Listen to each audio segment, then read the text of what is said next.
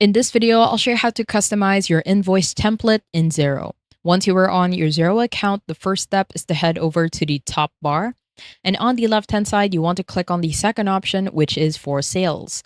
Now, under sales, head over to the bottom and click on sales settings.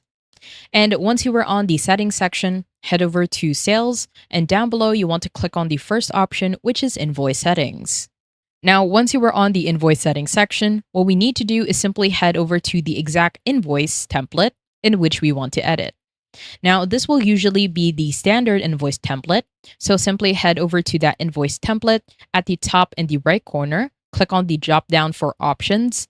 In here, you have a lot of selections, either to edit, copy, change the logo if you do have a logo, delete, as well as remove the logo.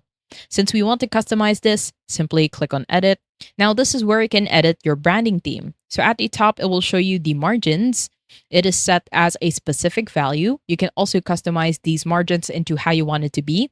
On the font, it is set as Calibri. If you click on the drop down, there are a lot of fonts in which you can choose from. You can add Arial if that is something that you want to do. You can also change the font size from 8 points up to 11 points. Now on the draft invoice title and at the very bottom to the receipt title, in here you can change how the title of each and every option would be. So on the draft invoice title, this will be set as a draft invoice. You can also set this to only a draft if that is something that you want to do. You can also do the same thing until the end of the receipt title. Now at the bottom, in here you can show or not show the tax number, column headings, the item code, and if you do want to select a specific option in which you want to add, on the left-hand side, click on the checkbox. You can also show the unit price and quantity, the payment advice cutaway, the tax column, the registered address, the logo. At the bottom, you can choose to hide the discount as well as show the account number for the contact. On the right-hand side, if you do have a logo, in here you can set the logo alignment to be on the left, center, and on the right. On the taxes, you can set this as exclusive or inclusive. And at the bottom, you can add your contact details as they should appear at the top of all of your PDFs. Now at the bottom in here, you can show the tax subtotals by either tax rates over 0%, components over 0%, as well as a single tax subtotal. It will also be the same thing for the currency conversion. As you can see in here, you can set the net amounts with tax totals, a single tax total, or not show anything. On the payment services, if you do have a credit card, an online payment, as well as your bank account set up, in here it will also show you the exact accounts in which you have for the payment service. So for PayPal, in here, we have 2 PayPal wallets that I can add. It will also be the same thing for bank payments if that is something that you want to do.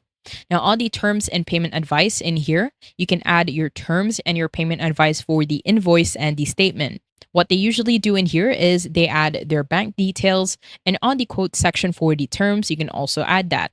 And once you're ready, simply head over to the bottom in the right corner and click on the green button to save. Now, once you click on save, as you can see, the changes to the standard branding theme was already created. Now, if you do want to add a logo, let's say we will remove the logo on my special projects. On the right-hand side of the options, I will remove a logo. Once you do that, the logo will no longer appear. But in order for you to add a logo, what you need to do is simply head over to the invoice. In here, you will have an option to upload a logo. It will also be the same thing for the options. You will now have an option to upload a logo. I hope you found this tutorial helpful. Please let me know if you have any other questions in the comment section below, and I will try my best to help you out.